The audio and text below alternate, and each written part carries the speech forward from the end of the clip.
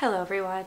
It has been a good few months, but I am here today to talk about all the books I read in the first 3 months of the year, so we'll focus on January, February, and March. Honestly, I have just been procrastinating, so I spent most of this morning going back through my book notes, rereading blurbs and quotes to try to refresh my memory on some of these books, but we'll just do the best we can.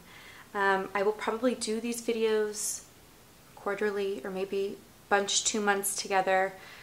I have been in a bit of a reading slump the past month and a half. I just finished a book I absolutely loved that we'll talk about next book video, but I just haven't been reading as much as I anticipated or hoped, but some of these books are really great, so I'm excited to talk to you about them.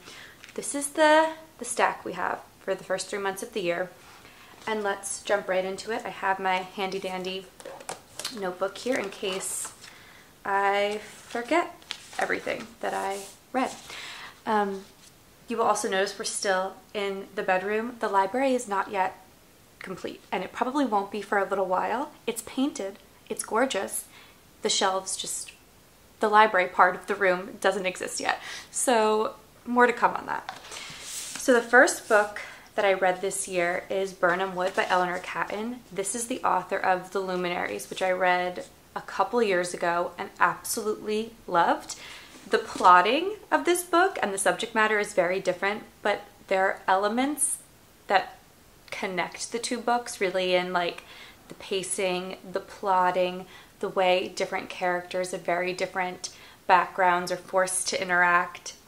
So this is a contemporary novel set in the 2010s about Birnam Wood, which is an ecological warrior group where they go in and plant on different landscapes, some of which they're invited to, some of which they're not. So they get themselves into a little bit of trouble. We are mainly following two women, Mira and Shelley, who are friends but have kind of a fraught dynamic, and their friendship is kind of devolving throughout the book. And the book's plot really takes off when Mira befriends this billionaire tycoon, an American billionaire, very Jeff Bezos-esque, whose presence in New Zealand and his intentions there are very fishy and odd. That's where this book is set. But Mira befriends him because he essentially offers to sponsor Birnam Wood to take part in this new project. It's like a PR stunt essentially, but both Robert Lemoyne and Birnam Wood are using one another towards different ends, and it gets very, very messy. But where this book shines is in its character work, the slow build. 95%, maybe 90% of this book is really taken up with studying these different characters, their dynamics. When I first started this book and we were introduced to Shelley, Mira, and then a guy named Todd, who was very much like a caricature of the type of person that he's portraying, which is like a white guy who thinks what he's doing is the most important thing. He's teaching English in Mexico, he's backpacking, and he's quite literally bursting at the seams to share his experiences with people.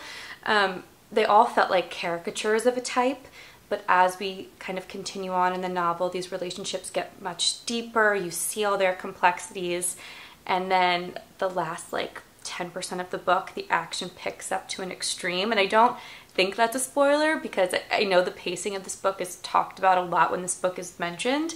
I enjoyed the ending. I think it will split the crowd, but I remember saying when I read The Luminaries a couple years ago that the book is very slow, very methodical, you almost feel like you're at a grinding halt and you want to pick up the pacing. But I really loved kind of the study of these different characters, and you feel this eeriness, and it is thriller-esque. It's pretty exciting, even though most of the book is taken up with just studying these people and their motivations. And as a reader, you feel kind of informed about what's going on, and then just the whiplash hits, which is something I remember saying when I read The Luminaries. All of a sudden you feel like you're getting whiplash and you just didn't expect it. So I would definitely recommend this one. It's a fun one and very well written. So starting the year off with a success. And then I couldn't enter a new year and not read a Mantel. I picked one of her slimmer books to start the year off with, and that is The Giant O'Brien, and my edition. I absolutely love this cover. So this book is set in London in the 1700s. We are following primarily two characters, Charles O'Brien, who is an Irishman, and he comes over from Ireland to England to make his fortune. He is a giant. He's a huge man, and he comes over to England in hopes of making a fortune by like showing himself for money, essentially. And then the other man being John or James Hunter, who is a manipulative, creepy scientist who essentially these two men are working against one another throughout the crux of this book. Charles being kind of described as a kindly man and quite isolated, and you feel his culture shock when he gets to London. It's palpable. And then John Hunter, who is working to attain Charles's corpse when he dies, to study it, because that's really what John Hunter spends the majority of this book doing, is trying to collect corpses to study them, and he is very icky in that way. This was gorgeously written. It was devastating. It's very dark. A lot of really horrific things happen in this book. We're watching Charles's company that he comes over with kind of break down, whether that be these men, you know, becoming and doing horrible things, and also him just being constantly used and abused, and all these people taking advantage of Charles, and that's just like a constant throughout the book. It's quite exhausting. This book also feels very physical. You feel Charles's discomfort, and the grit of this book is very strong. It's fantastic atmosphere. It's quite devastating, but gorgeously written and wonderful characterization, and you really feel like the tugging and the paradox between Ireland and England in language, in companionship and culture. It's so well written. So yeah, I absolutely loved this one, but quite dark. I mean, most of her novels do have like that dark edge, but the subject matter in this one was very, very dark, but gorgeous. And then I could not help but pick up another Robin Hobb trilogy. I know I was going to spread these out, and I haven't read another one yet this year. I started this in January and then have not picked up a second book yet, even though I really, really want to. But I started the Live Ship Traders trilogy, which we're not going to get too much into the plot because it is the first book in the series, but this was wonderful. I'm not surprised so many people praise this book and this series above and amongst all of Hobb's work. So this is set in a familiar setting to me because I read the Rain Wilds Chronicles. I'm very familiar with Bingtown, which is one of like the trading cities, but this book is more similar to the Rain Wilds Chronicles in the sense that we're following a bunch of different primary characters. We have a pirate, a young boy who wants to be a priest, a young girl who wants to take over her family's live ship, a bunch of people, wherein like the Farseer trilogy, we're really zeroed in on Fitz, and obviously we learn about the people around him, and we grow to love them and fear them for many different reasons through Fitz's experience. But this is about a bunch of characters. It is gorgeous. There's the sea serpents back in play in a real way, so I'm not going to spoil the plot for you, but I just have found that Robin Hobb has become one of my favorite authors, which is always exciting. I love the magic. I love the character development. These characters feel so real and have so much depth and humanity, while they have like ships made of magic wood who are speaking to them and talking serpents. It's so magical and so glorious and really dark and gritty. I'm excited to see where this one goes. I have this feeling that a lot of these main characters are going to converge on one another in a really explosive way. Yeah, this is definitely a chunky one, so you gotta carve out some time, but absolutely worth it. And then a book that I'm honestly a bit embarrassed to say that I don't have much to say about it.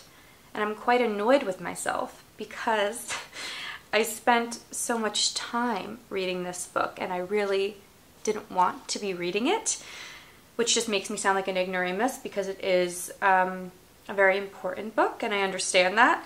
This is The Golden Notebook by Doris Lessing. This was one of the books that I had to read for a book club.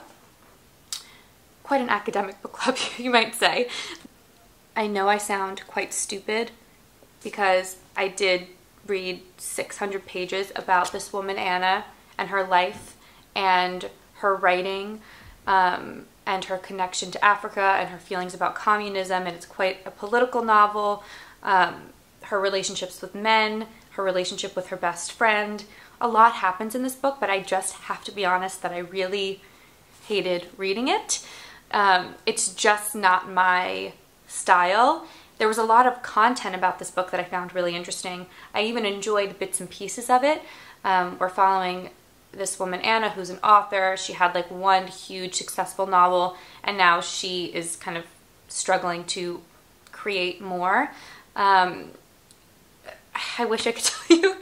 I know what this book is about, I just can't explain it. Essentially, this book is it's Anna's story, and it's also Anna's notebooks. You have to really go elsewhere to learn about this book. Thank God for the book club meeting that I had about this, or I would have been lost. It's just not my thing, and I found it quite a slog to get through. Even though I enjoyed some moments and some of the writing, I knew I wasn't enjoying it about like 200 pages in, and because I knew I had to finish it, I was trying to convince myself that I was appreciating it in the way that I know that I should. But please look up somebody else's review, because this is not even a review because I haven't said anything of substance. But I did not enjoy this, but I know that it's important, so please look elsewhere for feedback and thoughts about whether this would be a good fit for you. Then we get to a book that I really, really loved, and I'm so glad I loved. This is Ursula K. Le Guin's The Word for World is Forest, which is just a gorgeous title. I don't know that I can think of another book with such a beautiful title. Okay, just to refresh my own memory, this is part of Le Guin's Hainish, or like sci-fi world, because the League of Worlds exists in this one, which is kind of this interplanetary government organization. And essentially in this book, we are following the Athsheans who live on this world, and then the humans who colonize and invade and destroy. We are following friendships that form. This book is so nuanced, so gorgeous. We are following the Athsheans, specifically a leader of a rebellion named Selver, and his efforts to reclaim his homeland. I don't really think it's a spoiler to say that this is about the act of colonization, but also the legacy of colonization. Once the humans no longer are on this world, their presence is still very much felt. They've left a mark, but it is about rebellion, fighting for one's homeland. It's quite dark, but absolutely gorgeous, and like really complex character dynamics and relationships in a really short time frame. So I'm looking forward to reading more set in this world, because I started The Dispossessed and then wasn't loving it, and I put it down and I never restarted it. But this got me once again interested in reading more Le Guin. So yeah, I absolutely loved this one. Highly recommend. Okay. And then I read a book that I got for Christmas from my mom called Let Us Descend by Jesmyn Ward. Actually a signed edition. Quite cool. This is about a young woman or girl at the start of the novel named Anise. I'm not sure if I'm pronouncing her name correctly, but she's a young enslaved girl who is enslaved with her mother.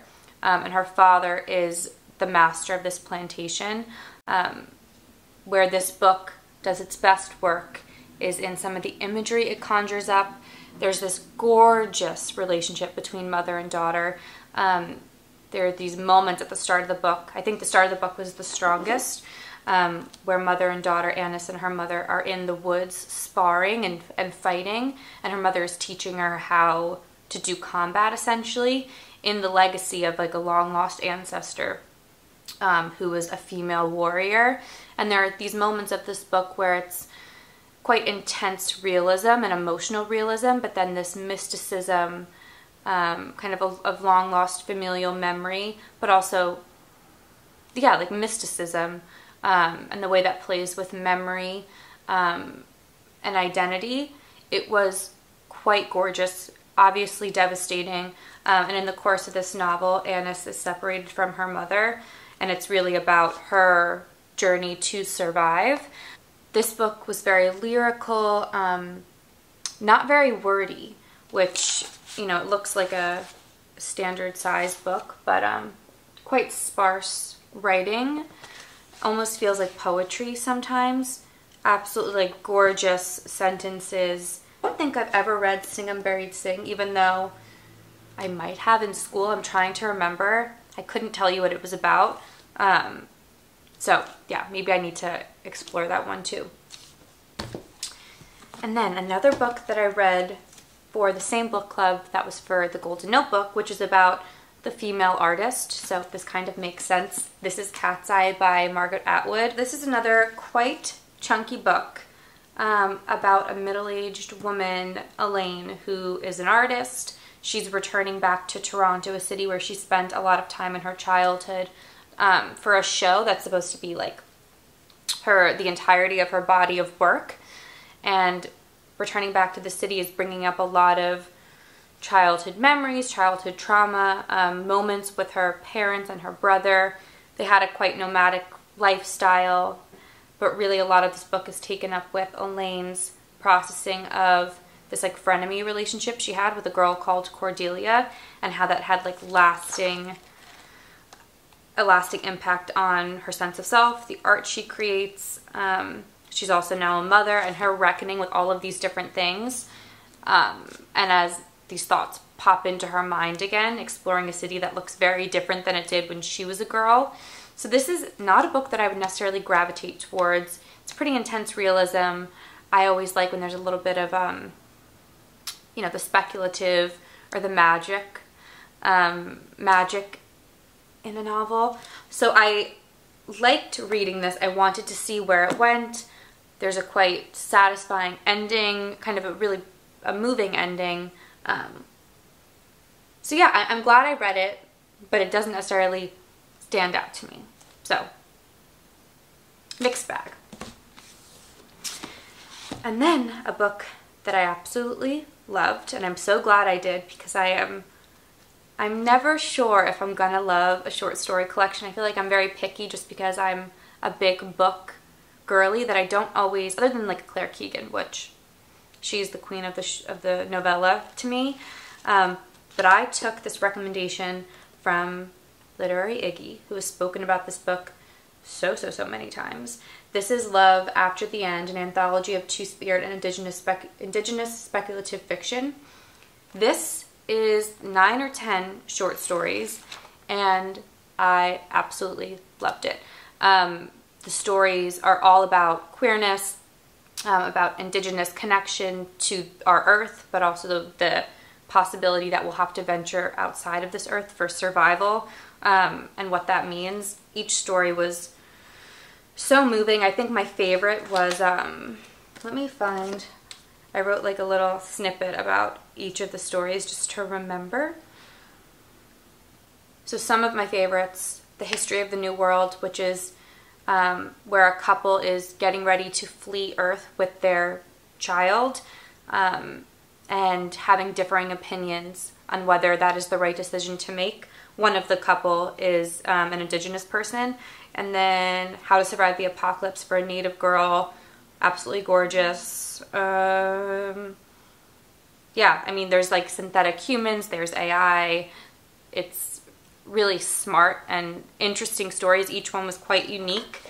I definitely had some were stronger than others, but overall, this was only like 9 or 10 stories, and each one was really powerful. Abacus, which is one of the first ones, reminded me a lot of like a Black Mirror episode. I really, really enjoyed this, and I'm so glad that I finally read it because it's been on my list for ages, and I read it in like a long weekend, so absolutely recommend this one. So gorgeous and like right up my alley, so yeah. Always eager to read more speculative. Lastly, another Louise Erdrich novel. I am just eager to read more of her after I so loved The Painted Drum. This is La Rose. If you moved, my apologies. We're going rapid fire today. We are almost done. We're on the last book. So this book starts out with a tragedy. A young boy is shot and killed in a hunting accident, and the man who kills him and the young boy who dies are from two families connected by blood, through history, through family history, but also through community. And I guess it was a tradition, or an ancient tradition, for repentance and retribution. The man who killed this boy actually gave his young son, who was named La Rose, to the family who lost the boy, to fill that gap of losing a child. A lot of this book is about these two families dealing with their grief, their guilt, their repentance, retribution, dislike of one another, and really confusing, complicated emotions. And a lot of the brunt of these emotions falls on this young boy, La Rose, who is being pulled in so many different directions. He's filling the hole of this young boy who was killed. That was also his friend, but he also misses the parents and the siblings that he was taken away from. So quite confusing, complicated emotions. And then sporadically throughout the book, we're going back in time to discover the namesake of La Rose, the first La Rose, and who she was and her history with colonizers, and how she lived and how she died.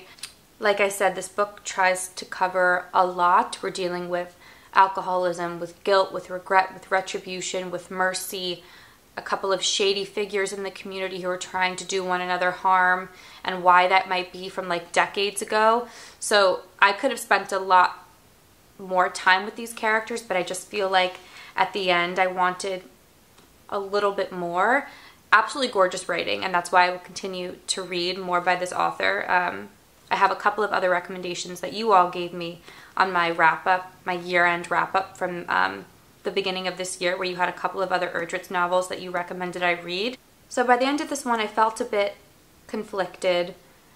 Really gorgeous sentences, gorgeous writing, quite complex characters who I just felt like I needed a bit more time with.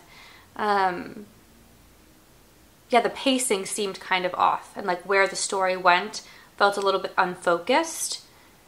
So I'm not sure, but I'm definitely excited to read more by her because I love her writing.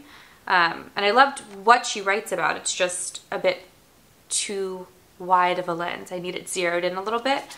But yeah, definitely interested to read more by her. So that was my rapid fire Q1 wrap up. I know that was really quick and I didn't get into too much detail, but I would say my favorites to start out the year: The Giant O'Brien, Ship of Magic, A Word for World is Forest, which I could never say, and then Love After the End. I would say those are my favorites, even though I also really enjoyed Birnam Wood. I know that was like most of what I just said, but those were my favorites so far this year. But yes, let me know what your favorite Q1 book has been. And I just finished a really massive book, so I think I'm going to return to the Live Ship Trader series because I just need to know more about Althea and what happens to Winthrow and all of these people who I just can't wait to read more about. But yes, thank you so much for watching, and I will see you all very soon.